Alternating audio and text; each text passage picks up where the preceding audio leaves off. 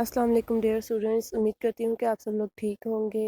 English grammar की class में आप सब को वेलकम कहती हूँ, ठीक है। और मैं एम इंग्लिश पार्ट 1 की जो बुक है हिस्ट्री ऑफ इंग्लिश लिटरेचर का क्वेश्चन जो था उसको मैंने पिछले वीडियो में डिस्कस किया था पार्ट 1 में, ठीक है। अब ये उसका पार्ट 2 है जिसमें मैं मिडवेल लिटरेचर के बारे में बताऊँगी। अगर हम अब इसका आगे मिडवेल लिटरेचर देखते हैं, the medieval period of literature feature the works of Geoffrey Chaucer's, ठीक है, विलियम लैंगलैंड, ठीक है, मैरगरी कैम, ठीक है, Sir Gawain Everyman, Julian of Norwich and many other writers, ठीक है। ये जो राइटर्स थे ये इम्पोर्टेंट हैं, फीचर्स हैं इस एज के।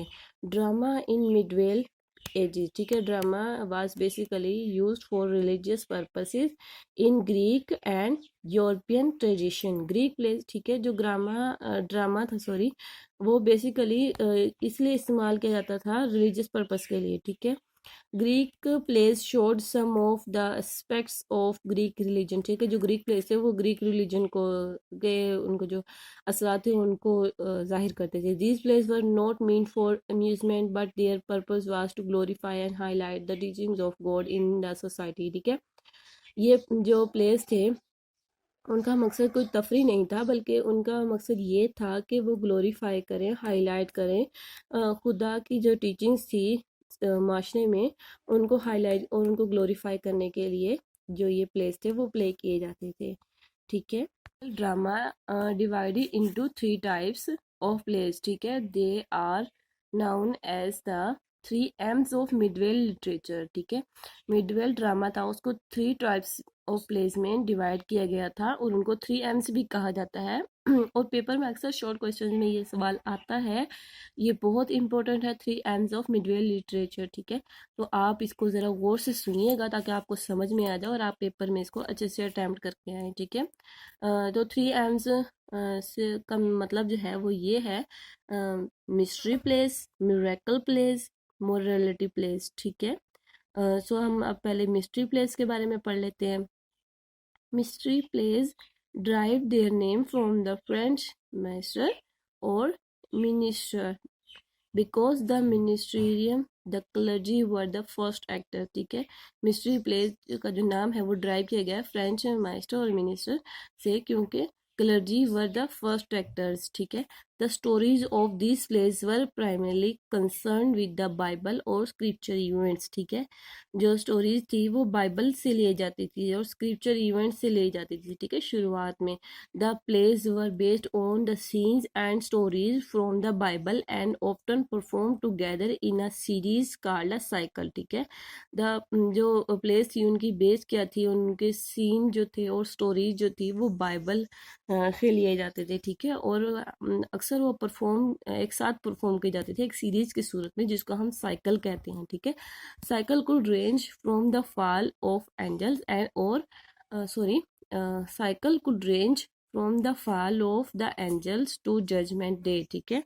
And important aspects of the mystery cycle was to show plays of fall and redemption, ठीक है। इनका मकसद क्या होता था, शो करना फॉल और रिडेम्पशन को, ठीक है। प्लेस का ये मकसद था कि वो जो फॉल ऑफ मैन था और रिडेम्पशन उनकी जो उनकी तो पछतावा था उसको जाहिर करते थे, ठीक है। Earlier plays were written and perform in Latin, ठीक है। जो शुरुआत के जो प्लेस थे वो रिटन और परफॉर्म किए जाते थे in Latin when they were enacted in churches में थे जब।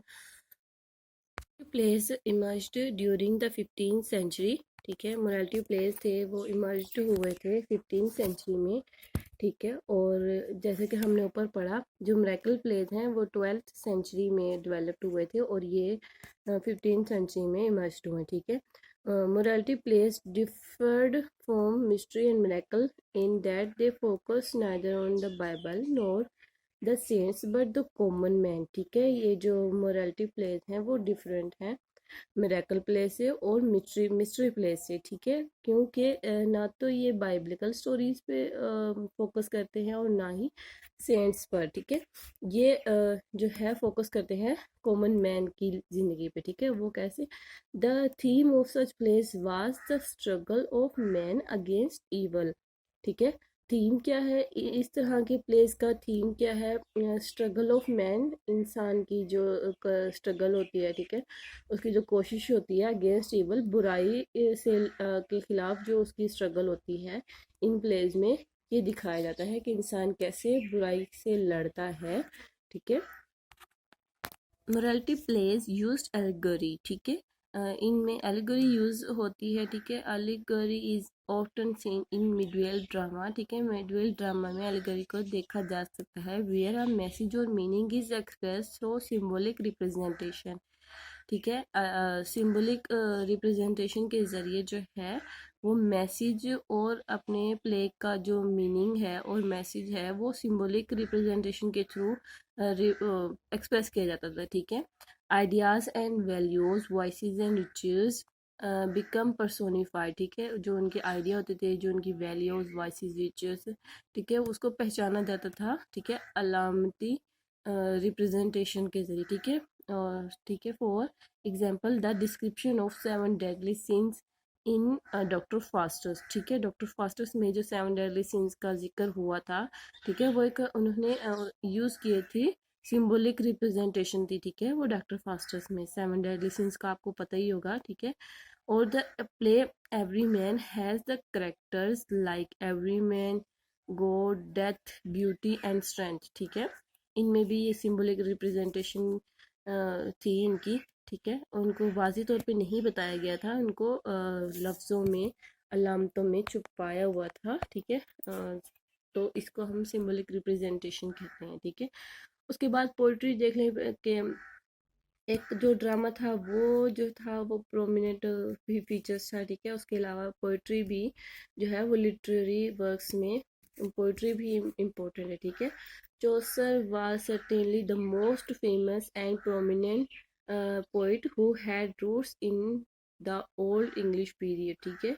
चौसर, जिसको फादर ऑफ इंग्लिश भी कहा जाता है, ठीक है, ये फेमस था और प्रोमिनेंट था अपनी एज में, ठीक है, मिडवेल एज में जो प्रोमिनेंट और इम्पोर्टेंट पोइट था वो चौसर था, ठीक है। English poets in 15 and 16 century, ठीक है, इंग्लिश पोइट्स थे जो कि 15 एंड 16 सेंचुरीज में looked upon Chaucer as his contemporaries, John Gower as founders of English literature in renaissance, ठीक है।